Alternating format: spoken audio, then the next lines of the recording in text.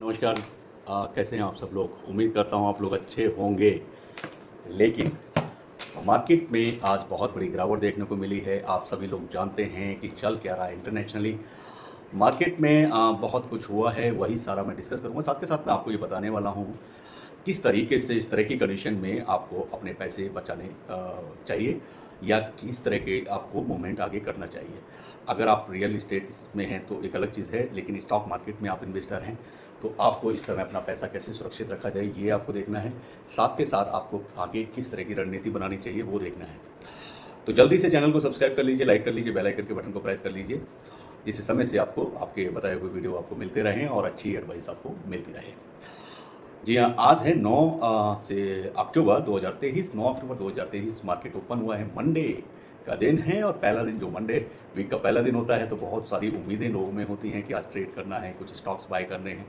But अभी कुछ ऐसा हो रहा है जो आप सभी वैसे जानते ही हैं कि इजराइल और हमास युद्ध है जो वो चल रहा है, उसके चलते मार्केट पर भी उसका इम्पैक्ट देखने को मिल रहा है। बायर्स और उसके जो सेलर्स है तो सेल बिग वाली ज़्यादा हो रही है, जिसके चलते मार्केट में प्राइस बहुत ज़्यादा तरीके से कोई भी सेक्टर ऐसा नहीं है जो गिरा ना हो, किसी के प्राइस नहीं टूटे हैं, ऐसा हो नहीं सकता है। सिर्फ एक सेक्टर को छोड़कर उसमें भी 3 या 4 स्टॉक हैं जिसमें कुछ प्राइस में बढ़त देखने को मिली है। तो वही मैं आपको बताता हूँ। साथ के साथ ये भी बताऊँगा कि आगे इसमें कैसे आप प्लान करेंगे। अभी की करंट की बात करेंगे तो शेयर बाजार में अभी जैसे आप देख रहे होंगे कि सेंसेक्स जो है करीब 483 पॉइंट टूट गया है, यानी कि नीचे गया है, और निफ्टी भी 19,500 से करीब करीब नीचे है। तो उसमें भी गिरावट देखी गई है, मार्केट गिरा है। और ग्लोबल मार्केट है, हालांकि अगर वीक के पहले से ही जो इंडिकेशन आ रहे थे ग्लोबल मार्केट के, वो बहुत ही कमज़ोर इंडिकेशन थे। उसके चलते एक जो नई चीज़ पैदा हो गई है, एक तो पहले से ही ग्लोबल मार्केट में नेगेटिविटी देखने को मिल रही थी। साथ के साथ जो इजराइल हमास का जो युद्ध हो रहा है उसके कारण पश्चिमी एशिया के जो कंट्री हैं उसमें अचानक से तनाव बढ़ने की बढ़ा है। और इस हफ्ते के पहले कारोबारी दिन यानी मंडे, यानी कि आज के दिन शेयर बाजार में फिर से बिक वाली का ही दौर रहा, यानी कि लोगों ने बेचने का ही क्रम जारी रखा है। और हालांकि डोमेस्टिक बाजार जो हमारा है, डोमेस्टिक मार्केट है, वो भी रेड जोन में ही बंद हुआ है। दोनों फ्रंटलाइन इंडेक्स सेंसेक्स की बात कर रहे हैं, निफ्टी है या चाहे सेंसेक्स है, दोनों में भारी गिरावट दर्ज की गई है। और आज के कारोबार में बीएसई सेंसेक्स 483 अंक कमजोर हुआ है, यानी कि डाउन गया है। और वहीं निफ्टी की बात करेंगे तो निफ्टी में करीब 157 पॉइंट्स की गिरावट देखी गई है। बीएसई मिड कैप सूचकांक की बात करें तो 1.2% की गिरावट आई है। और स्मॉल कैप सूचकांक यानी कि इंडेक्स की बात करेंगे तो उसमें भी करीब 1.5% की गिरावट आई है, यानी टोटली मार्केट गिर रहा है। इजराइल हमास का जो युद्ध चल रहा है उसके बीच में बाजार में अब ज़्यादा अनिश्चितता का माहौल देखने को मिल रहा है। अनसर्टिनिटी बहुत ज़्यादा बनी हुई है, लोग अपना अपना माइंड लगा रहे हैं और ये मार्केट बहुत ज़्यादा सेंसिटिव बनता जा रहा है। इसकी वजह से ही इन्वेस्टर जोखिम उठाने से बच रहे हैं। तो जोखिम उठाने से बचने के लिए वो लोग उसको सेल कर रहे हैं अपने पास जो भी स्टॉक्स है, जो भी उनके इन्वेस्टमेंट है। और पिछले 2 दिन की बात करेंगे तो 2 दिनों में तेल जो पेट्रोल डीजल की बात करें, तेल की कीमतों में भी करीब करीब 7 से 8% की बढ़त देखने को मिली, यानी कि प्राइस उसके बढ़ गए हैं। जिससे दुनिया भर में जो एक मनी मैटर होता है जिसको मुद्रास्फीति लेवल या स्तर बोलते हैं, तो उसका जो रेट होता है, मुद्रास्फीति रेट जो होता है, वो भी बढ़ने की आशंका लगने लगी है कि शायद उस रेट में भी बढ़ोतरी हो जाए, क्योंकि तेल के रेट भी बढ़ते जा रहे हैं, साथ के साथ युद्ध हो रहा है। और दूसरी तरफ नेशनल स्टॉक एक्सचेंज की मैं बात करूंगा तो एनएसई की जो निफ्टी है उसमें भी करीब 156.65 यानी कि 0.8% की गिरावट आई है। और निफ्टी दिन के अंत में 19,496.85 के पॉइंट्स पे बंद हुआ है, यानी कि गिर के बंद हुआ है। और पूरा दिन का आप चेक करेंगे तो उसमें भी जैसे सेंसेक्स की बात कर लें तो 65,512.39 की ऊंचाई तक हालांकि गया था, लेकिन नीचे बाद में 65,434.6 तक सेंसेक्स आया है। तो इस तरीके से ये मार्केट रहा। और निफ्टी आप देख ही रहे हैं। अगर निफ्टी की मैं बात करूंगा जैसे उसके हाई की या उस तरह की, तो वो भी आप चेक कर सकते हैं कि निफ्टी में करीब एनएससी में निफ्टी में 156.65 पॉइंट्स की यानी कि 0.8% की गिरावट आई है। और निफ्टी दिन के अंत तक जब तक मार्केट क्लोज हुआ है तो 19,496.8 अंक पर बंद हुआ। पूरा दिन कारोबार का जो पूरा दिन है उसके दौरान निफ्टी 19,588.95 की हाई तक गया था और लास्ट में नीचे 19,480.5 के लेवल तक आया था, यानी कि लोएस्ट उसका वो रहा है। अब बात करते हैं कि बाजार में इस तरह की गिरावट के साथ में कुछ ऐसे स्टॉक्स रहे हैं जो जिसमें तेजी देखने को मिली है, तो वो हैं आईटी सेक्टर्स के शेयर। कारोबार में सेंसेक्स के शेयरों में केवल 3 शेयर हरे निशान पर बंद हुए, जिसमें एक है HCL टेक, दूसरा है TCS एंड तीसरा है HUL के शेयर, जो थोड़ा प्रॉफिट में देखने को मिले हैं। सबसे ज़्यादा मुनाफा HCL टेक के शेयरों को हुआ है। इसके शेयर करीब 1.02% तक अप गए हैं, यानी ऊपर गए हैं, रेट उनका बढ़ा है। अगले सप्ताह से आईटी कंपनियों के शेयर फोकस में रहेंगे, सिर्फ इसी कारण की वजह से। तो आप भी इस तरफ मूवमेंट अपना चेक कर सकते हैं। उसका बेसिक कारण यही है कि इतनी कंडीशन खराब होने के बावजूद आईटी के कुछ कंपनीज के शेयर, 3 कंपनीज के शेयर अगर उनके प्राइस में हाई देखने को मिला है। तो इसीलिए नेक्स्ट अगर डेज की बात करें या आने वाले समय की बात करेंगे, तो उसमें आप देखेंगे कि आईटी कंपनीज के शेयर शायद फोकस में रहने वाले हैं, क्योंकि कंपनियां, एक और उसके पीछे रीज़न दूसरा ये भी है कि जो बाकी सभी कंपनियां हैं उसमें तो सभी कंपनियों के दूसरे तिमाही के रिजल्ट भी आने वाले हैं। तो Q2 के रिजल्ट्स भी आएंगे, तो उसके चलते आईटी के शेयर में तेजी देखने को मिल सकती है। और वहीं दूसरी तरफ सेंसेक्स के और दूसरे जो शेयर्स हैं, करीब उसकी बात करेंगे तो 27 या 28 ऐसे शेयर रहे हैं जो लगातार एकदम से लाल निशान के नीचे बंद हुए हैं, यानी कि डाउन गए हैं, जिसमें टाटा स्टील है, महिंद्रा एंड महिंद्रा है, Bajaj finance, SBI, Asian paints Sensex के टॉप 5 लूजर्स में आज रहे हैं। सबसे ज़्यादा नुकसान टाटा स्टील के शेयरों को हुआ। इसके बाद इसके जो शेयर है टाटा स्टील का, वो करीब 2.07% तक गिर गए।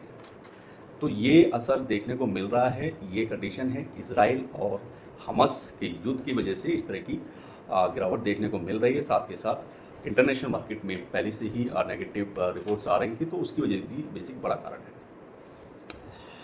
अब बात करते हैं जैसे इजराइल और हमास के हमले और जो हमला हो रहा है, तो उसमें हम किस तरह की बेसिक रणनीति अपनाएं, क्योंकि ये जो टॉपिक है वो यही है। एक तो यह है कि प्राइस स्टॉक्स के गिर रहे हैं, शेयर मार्केट डाउन जा रहा है। दूसरा क्या है कि आपकी गिरावट से आपको बहुत सारे लॉसेज हो रहे हैं। बट मैं इस लॉसेस को या उसको गिरावट को एक तरह से बाइंग की अपॉर्चुनिटी मानकर चलता है। अगर आप नया इन्वेस्टमेंट का प्लान कर रहे हैं, तो ये आपके लिए बहुत बेस्ट टाइम है। जब प्राइस नीचे जा रहे हैं, उस समय पर आप डिप आ रही है, लो प्राइस जा रहा है, अगर आप इन्वेस्ट करना चाहते हैं, तो ये इन्वेस्टमेंट का बहुत ही सही टाइम होता है, जब अचानक से प्राइस गिरते हैं। तो इसको एक तरह की आप बाइंग अपॉर्चुनिटी से ले सकते हैं अलग अलग सेक्टर्स में। साथ के साथ अपने पोर्टफोलियो को आप डाइवर्सिफाई करने का अभी ये आपके पास गोल्डन मौका है। अब आप समझते हैं कि अभी तक आपके पास एक ही जैसे सारे स्टॉक्स हैं, तो ये एक ऐसा समय है जिसमें आप अपने कुछ दूसरे सेक्टर्स के भी स्टॉक को शामिल कर सकते हैं, क्योंकि इस समय वो एक तरह से डिस्काउंटेड प्राइस पर मिल रहे होते हैं। जरूरी ये है कि हर सेक्टर के 2 शेयर 3 शेयर आपके पास रहने चाहिए, तभी एक अच्छा पोर्टफोलियो बनता है। डिफेंस के आप कुछ सेक्टर्स को शामिल करने का बहुत ही अच्छा मौका है। जनरली बात यह है कि डिफेंस के जितने भी स्टॉक हैं वो काफ़ी महंगे भी हैं और अभी डिस्काउंटेड रेट पर मिलेंगे। अभी प्राइस डाउन है और अभी शायद उम्मीद की जा रही है कि मार्केट और भी नीचे गिर सकता है, क्योंकि युद्ध का असर भी बहुत ज़्यादा देखने को मिल रहा है। तो उसकी वजह से और इन्वेस्टर जो हैं वो इस समय बिग वाली की तरफ ज़्यादा देख रहे हैं। बड़े इन्वेस्टर जो होते हैं वो इस समय प्राइस अपने पैसे निकालने के लिए सेलिंग पर ध्यान देते हैं। तो उसके चलते उस चीज़ को आप अपॉर्चुनिटी में ले सकते हैं। आप जैसे डिफेंस सेक्टर के स्टॉक लेना चाहते हैं, महंगे होते हैं, तो उनको अभी आप बाई करने का एक गोल्डन अपॉर्चुनिटी है। आईटी के सेक्टर्स में आप इन्वेस्ट करना चाहते हैं या आईटी के सेक्टर्स में कुछ स्टॉक आप बाइंग करना चाहते हैं जो आपके पोर्टफोलियो में होना चाहिए, तो वो भी आपको डिस्काउंटेड प्राइस पर अभी मिल जाएंगे। साथ के साथ रेलवेज की कुछ सेक्टर्स अगर आप लेना चाहते हैं तो वो भी आपको डिस्काउंटेड प्राइस पर मिल जाएंगे। इसके अलावा कुछ अगर PSU सेक्टर्स के बैंक्स के आप स्टॉक लेना चाहते हैं तो वो भी आपको सस्ती दरों पर भी मिल जाएंगे, और एकदम से जब मार्केट उठेगा तो आप प्रॉफिट में आने वाले हैं। तो ये अभी बाइंग अपॉर्चुनिटी का टाइम है। आप चाहें तो इस समय अपनी पोर्टफोलियो को डाइवर्सिफाई भी कर सकते हैं, उसका विस्तार कर सकते हैं। अलग अलग सेक्टर्स के आप स्टॉक अपने जो भी आपके पसंदीदा स्टॉक हैं, आप उनको अपनी लिस्ट में शामिल करने का ये गोल्डन चांस होता है।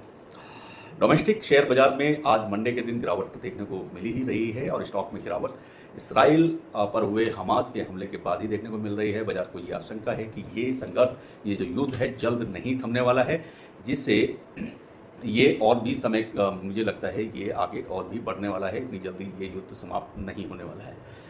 ऐसे में हम सभी इन्वेस्टर्स के मन में ये जरूर सवाल बनेगा कि बाजार में गिरावट को मौके की तरह लें या फिर ये जो युद्ध है उसको समाप्त होने का इंतजार करें। तो वही जवाब मैंने आपको दिया है कि हम इसको लेंगे एक मौके की तरह, इस गिरावट को मौके की तरह लेना चाहिए, और इस युद्ध के जो संघर्ष है इसका खत्म होने का वेट नहीं करना चाहिए एज ए इन्वेस्टर, क्योंकि बहुत कभी कभी ऐसे प्राइस पर आपको स्टॉक देखने को मिलते हैं जिसमें आप बाइंग चाहते हैं अपने प्राइस पर लेना, तो वो प्राइस आजकल देखने को मिलने वाले हैं। अब मैं आपसे शेयर करता हूं कि जब जब युद्ध हुए हैं तब कैसा मार्केट का हाल रहा है। हालांकि इस तरह की बातें, ये इंटरेस्टिंग बातें हैं, ये आपको सुननी भी चाहिए। पहला एक खाड़ी युद्ध हुआ था अगस्त 1990। हाँ, तो वो बेसिकली पहला खाड़ी का युद्ध है, तो वो 1990 से फरवरी 1991 के बीच हुआ था। और युद्ध की शुरुआत दुनिया भर, जब युद्ध की शुरुआत हुई थी खाड़ी युद्ध की, तो उस समय दुनिया भर का जितना भी ये स्टॉक मार्केट होता है वो सारा बाजार लुढ़क गया था। हालांकि बाद में रिकवरी भी देखने को मिली। इस पूरी अवधि में सेंसेक्स का रिटर्न जो रहा था अगस्त 1990 से लेके फरवरी 1991 तक खाड़ी युद्ध चला है, तो उसका जो रिटर्न देखने को मिला था पूरे टाइम का, तो वो 15% के आसपास रहा था। कारगिल युद्ध हुआ था, तो कारगिल युद्ध का भी सीधा असर भारत के, यानी कि हमारे देश के मार्केट जो बाजार है उस पर पड़ा था। और ये युद्ध मई से जुलाई 1999 के बीच में लड़ा गया था। और इस दौरान सेंसेक्स का जो रिटर्न था वो सिर्फ करीब 35 से 37% का रिटर्न था। तो ये इस तरीके से युद्ध का असर पड़ता है। उसके बाद में एक और भी आपको बताते हैं, एक और अटैक हुआ था 9/11 का अटैक, आपको याद होगा 9/11 जो अमेरिका के वर्ल्ड ट्रेड टावर पर अटैक हुआ था। तो उसमें भी अफगानिस्तान में अपनी कार्रवाई सितंबर 2001 में शुरू की थी। और इस साल सितंबर के बीच सेंसेक्स करीब 18.5% बढ़ा था। वहीं 2003 की बात करूंगा, 2003 में अमेरिका और इराक युद्ध के का कच्चे तेल सहित दुनिया भर के बाजारों में असर पड़ा था। कच्चे तेल की सप्लाई पर असर की आशंका हो गई थी, तो उस समय भी जो डोमेस्टिक मार्केट थे वो टूट गए थे। और 2003 में युद्ध के दौरान मार्च और अप्रैल में सेंसेक्स करीब 7 to 8% टूट गया था। 2011 की एक बार बात है, तो 2011 में साल 2013 के बीच जो अरब कंट्रीज़ हैं उनमें एक आंदोलन हुआ था उस समय।